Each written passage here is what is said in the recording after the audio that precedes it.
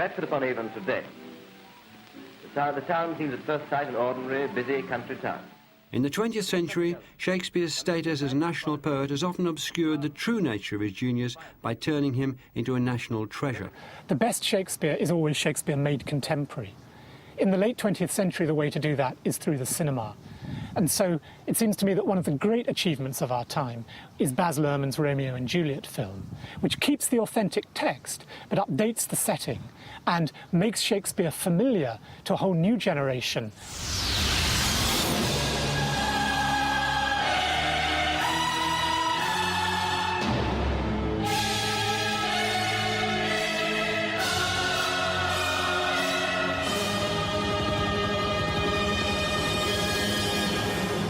Two households, both alike in dignity, in fair Verona, where we lay our scene. From ancient grudge break to new mutiny, where civil blood makes civil hands unclean. From forth the fatal loins of these two foes, a pair of star-crossed lovers take their life. What we were doing was absolutely disregarding the accumulation of what I call Club Shakespeare, which kind of dates back to really the Victorian period. We just wanted to get it back to the kind of violent, direct, passionate, musical, free, energetic, bawdy, savage, rambunctious storytelling that it was when this author brought it to the stage.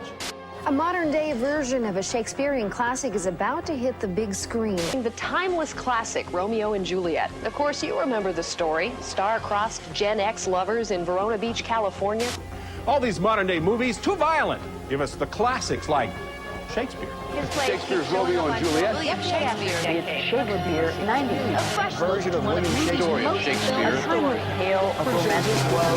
Updated version of the classic love story. Shakespeare were making a movie. What kind of cinematic film would he make? Certainly not a precious one. Instead of swords, we have guns. Instead of horses, we have cars. And it really gets the points of what the play was about and makes it clear for audiences today. The romance worked. Well, I don't know where to begin with this because, first of all, there's no romance. In a visually dazzling contemporary retelling of Romeo and Juliet, a version that I think has as much to say about guns as it does about love. There's no feeling I have that there's anything going on between these two young kids. It's not about it being Shakespeare or not Shakespeare.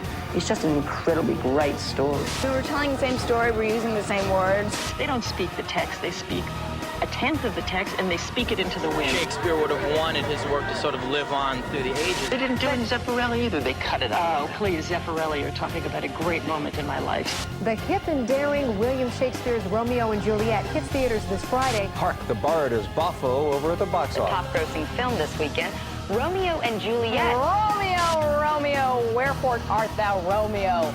Topping the box office, that's where the modern telling of the tragic love story is a hit with moviegoers. As the latest film version of Romeo and Juliet stirred new Love conquered all at the movie box office this Turns weekend. out the Bard is the baddest bad boy on Hollywood's block.